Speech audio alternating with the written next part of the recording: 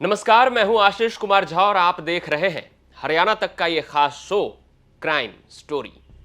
सोनीपत में आज एक युवती की लाश बरामद हुई है, जिसकी पहचान शीतल उर्फ सिम्मी चौधरी के रूप में हुई है, जो कि एक मॉडल है।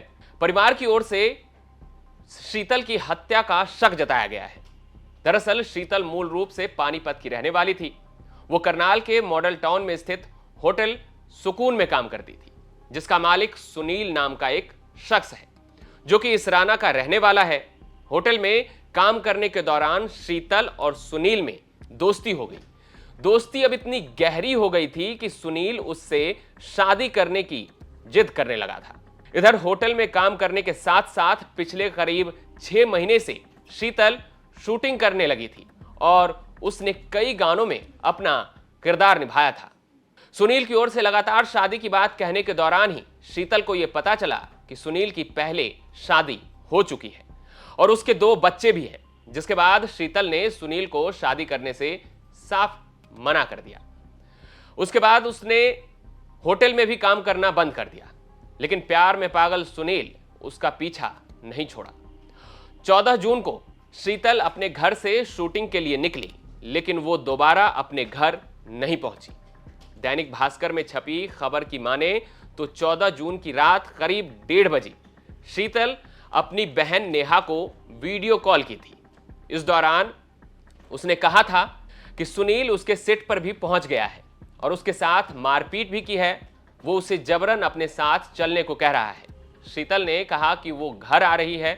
इस बातचीत के बाद नेहा की दोबारा शीतल से बात नहीं हुई। परिवार की ओर से तमाम कोशिशें की गई, लेकिन शीतल नहीं मिली।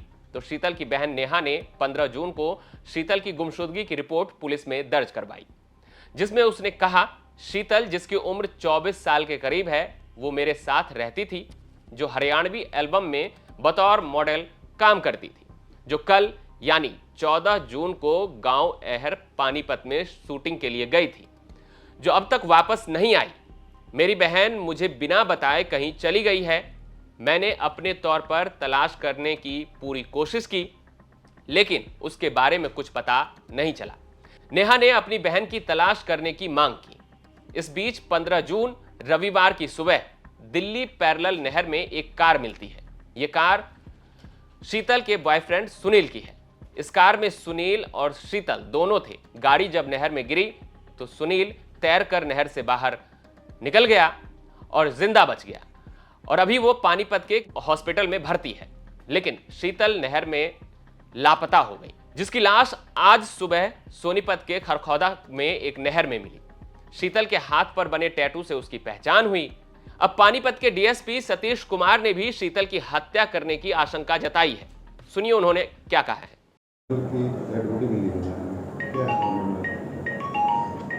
हाँ देखिए, हमारा थाना मतलौडा में सूचना मिली थी कल, तो उसकी गुमशुदगी की एफआईआर दर्ज की गई थी और अब उसकी डेड बॉडी मिली है। तो इसी विषय में एक आज से जो पहली रात थी, उस रात को एक नहर जो हमारी नहर है, इसमें कार डूब गई थी और वो कार इसराना का रहने वाला एक लड़का था, सुनील नाम का, उसकी गाड़ी थी वो। और उसके बाद उस गाड़ी को निकाला गया।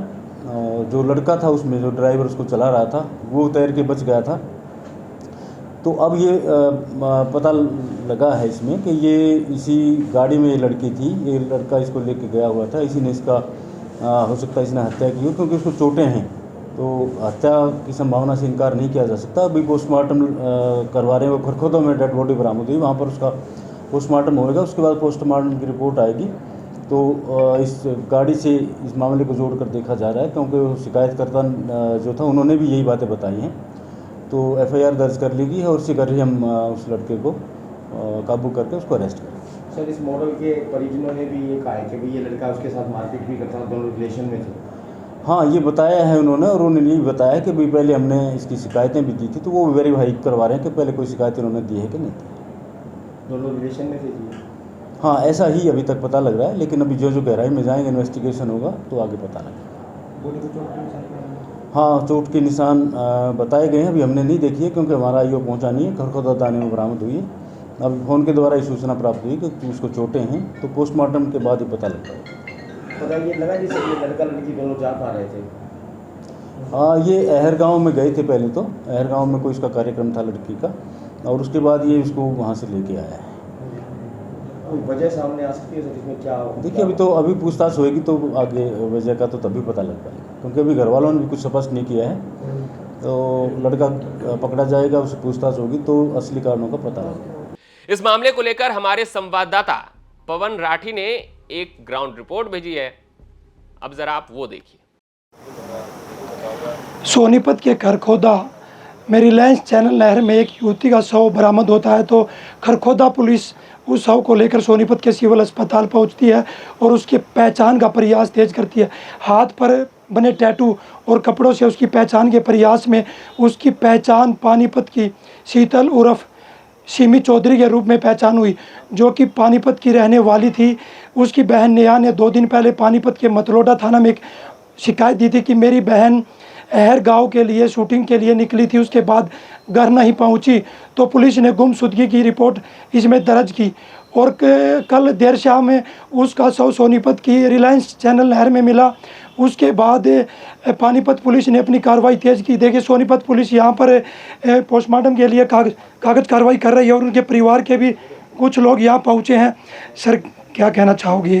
क्या काम करती थी सिमी? कब से हरियाणवी उसमें थी, कुछ बताओगे? हरियाणवी एल्बम में कब से काम करती है?